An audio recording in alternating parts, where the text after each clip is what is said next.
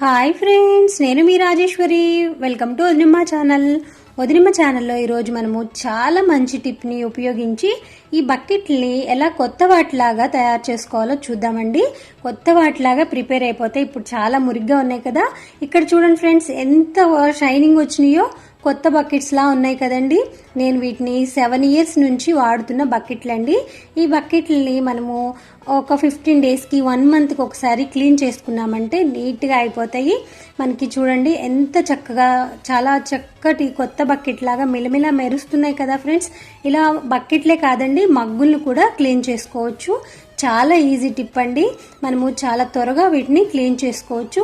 Friends, ఈ video మీరు చివరి వరకు చూసేసి మీకు నచ్చినట్లయితే లైక్ చేయండి, మీ ఫ్రెండ్స్కి రిలేటివ్స్కి షేర్ చేయండి. అలాగే మన ఛానల్ని ఫస్ట్ టైం చూస్తున్నట్లయితే ఇప్పటి వరకు సబ్స్క్రైబ్ చేసుకోకపోతే ప్లీజ్ ఫ్రెండ్స్ సబ్స్క్రైబ్ చేసి పక్కనే ఉన్న బెల్ని కూడా యాక్టివేట్ చేసుకున్నారంటే నేను చేసే లేటెస్ట్ వీడియోస్ అన్నీ మిస్ అవ్వకుండా మీకు నోటిఫికేషన్కి వస్తాయండి. రెగ్యులర్గా నా వీడియోస్ని ఫాలో అవ్వచ్చు. చూడండి ఎంత గారబట్టి ఉన్నాయో. మనం వాటర్ ఎక్కువ వాడుతూ ఉంటాం కదా, కొన్ని వాటర్ అయితే ఉప్పు కూడా ఉంటాయండి. ఉప్పు నీళ్ళ వల్ల కూడా బకెట్లు అనేది గారపట్టేస్తాయి. మావి ఉప్పు నీళ్ళు కాకపోయినా కూడా మనకి మంచినీళ్ళు అయినా సరే ఇట్లా మనం రెగ్యులర్గా వాడుకునే బకెట్లు కొంచెం సోపు అవి ఇవి అన్నీ పడేసి కొంచెం గారబట్టినట్టు వచ్చేస్తాయండి. రెగ్యులర్గా యూజ్ చేసుకునే బకెట్లు చూడండి ఇక్కడ ఎంత మురికిలాగా ఉన్నాయో. దానికి మీకు కావాల్సింది ఒక బ్రష్ అండి, అలాగే హార్పిక్. మనము రెగ్యులర్గా టాయిలెట్స్ని క్లీన్ చేసుకోవటానికి వాడే హార్పిక్ని తీసుకొని ఇలా కొంచెం కొంచెం వేసి మొత్తము బ్రష్ తోటి స్ప్రెడ్ చేసుకోండి. ఈ విధంగా మీకు బ్రష్ లేదు అనుకుంటే పెయింట్ బ్రష్లు ఉంటాయి కదండి, పెయింట్ బ్రష్ని తడిపి కూడా మీరు ఇట్లా అప్లై చేయొచ్చు. బకెట్కి అంతా బయట సైడు లోపల మొత్తము ఎక్కడ కూడా గ్యాప్ లేకుండా కొంచెం కొంచెం వేసుకొని కొంచెం తడి కూడా చేసుకొని బ్రష్ని మధ్య మధ్యలో తడి చేసుకుంటూ ఇలా ముందు అంతా అప్లై చేయండి. అప్లై చేసేసి మీరు ఒక 1/2 hour లేదా 1 hour దాకా వదిలేసేయండి వీటిని. ఇలా బయట లోపల అన్ని సైడ్లు ఫ్రెండ్స్. ఇప్పుడు గ్లౌజులు వేసుకోకపోయినా ఇబ్బంది ఏమీ లేదండి, మనం జస్ట్ అప్లై చేస్తున్నాము, మనం ఏం టచ్ చేయట్లేదు. ఇదైతే చూడండి ఎంత మురికిగా ఉందో. పెయింట్ బకెట్లు కూడా చాలా ఈజీగా క్లీన్ అవుతాయండి. ఇవి మనకి బయట చక్కగా ముగ్గు వేసేటప్పుడు ఫ్లోర్లు క్లీన్ చేసుకోవడానికి చాలా రకాలుగా ఉపయోగిస్తాం కదండి. మాప్ పెట్టుకోవడానికి ఈ బకెట్లకు కొంచెం మురిగైపోతాయండి. 15 daysకి 20 daysకి ఇలా క్లీన్ చేసుకుంటూ ఉండండి. మినిమం 1 monthకైనా మీరు క్లీన్ చేసుకుంటూ వస్తే సరిపోతుందండి.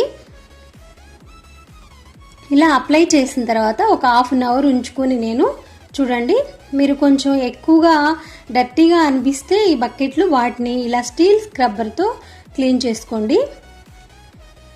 ఇక్కడ కూడా చాలా ఉండిపోయిందండి మురికి. ఇవి ఇట్లా క్రాస్గా ఉన్నాయి కదా ఫ్రెండ్స్, కాబట్టి ఎక్కువగా అక్కడ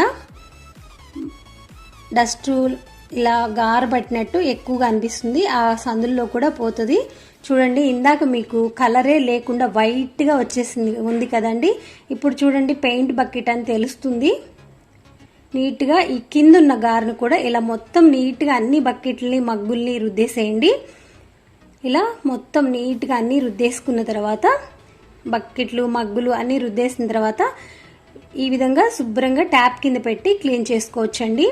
ఇప్పుడు మీరు క్లీన్ చేసేటప్పుడు మాత్రం గ్లౌజులు వేసుకోండి. ఇందాక మనం రుద్దేటప్పుడు గ్లౌజులు వేసుకుంటే బెస్ట్. గ్లౌజులు లేకపోయినా పెద్ద ప్రమాదం అయితే ఉండదు, కానీ మనకి సేఫ్ అండి గ్లౌజులు వేసుకోవడం. లేదు అంటే ప్లాస్టిక్ కవర్ అయినా కట్టేసుకొని మీరు శుభ్రంగా క్లీన్ చేసేసేయండి. నీళ్లు పెట్టి కడిగేటప్పుడు లేకపోయినా పర్వాలేదు గ్లౌజులు, రుద్దేటప్పుడు మాత్రం ప్లాస్టిక్ కవర్ ఏదైనా కట్టుకొని చేతికి లేదా గ్లౌజులు ఉంటే గ్లౌజులు వేసుకొని క్లీన్ చేయండి. చూడండి ఇక్కడ కూడా ఎంత నీట్గా వెళ్ళిపోయిందో, మురికి అనేది ఎక్కడ లేకుండా కొత్త బకెట్ లాగా మగ్గుల్లాగా ఎంత చక్కగా రెడీ అయిపోయినాయో. అంతే ఫ్రెండ్స్, మీకు ఈ వీడియో అందరికీ నచ్చింది అనుకుంటున్నాను ఫ్రెండ్స్. మీరు కూడా ఒకసారి ట్రై చేయండి, నేను చెప్పిన టిప్ని ట్రై చేసి మీకు ఎలాగా క్లీన్ అయినాయో కూడా నాకు కామెంట్ చేయడం మర్చిపోవద్దండి. ఈ బకెట్ని క్లీన్ చేయటం వేరొక పద్ధతి కూడా ఉందండి. ఆ వీడియోని మరొకసారి షేర్ చేస్తానండి. ఈ వీడియో నచ్చినట్లయితే మర్చిపోకుండా లైక్ చేయండి, షేర్ చేయండి.